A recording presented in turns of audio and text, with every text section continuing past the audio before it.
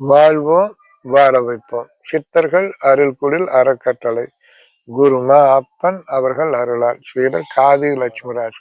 இப்போ ஏறக்குறைய உச்சியிலிருந்து பாதத்து வரைக்கும் ஓரளவுக்கு முறையா எப்படி செஞ்சுக்கிறதுன்னு ஒன்று சொல்லி கொடுத்துருக்கோம்.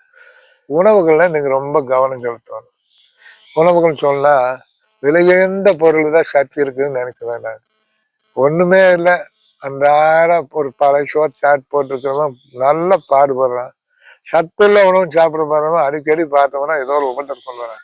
இத்தனைக்கும் காரணம் என்னன்னா, சாப்பிட்ற முறையோட அது இறைப்பைக்கு போனா செரிமானமாகி செரிமானமான சத்து நீர்கள் ரத்தமா மாறி இந்த ரத்தத்திலிருந்து உருவாகிறது தான் சீவசத்து நீர். ஆணுடைய விந்து பெண்ணுடைய நாகம். அது பக்குவப்படணும். அதுக்காக நம்ம எந்தெந்த காய் எந்தெந்த இது எந்தெந்த நாள்ல சாப்பிடாலும் கூட நம்ம பெரிய சொன்னாங்க. இப்ப அதெல்லாம் போச்சு. எந்த நேரம் எந்த இது வேணா சாப்பிட்றேன் ஆகிட்டாங்க. அதெல்லாம் வேண்டாம். வாரத்துக்கு ஒரு நாள் ஆகுது வெண்டைக்காய் பொரியல் ஒரு தடவை செய்யலாம். ஒரு நாள் குழம்பு வைக்கலாம். அது முறையா எல்லாம் செஞ்சு வச்சுக்கலாம். அதே மாதிரி தினம் ஒரு சட்டினி.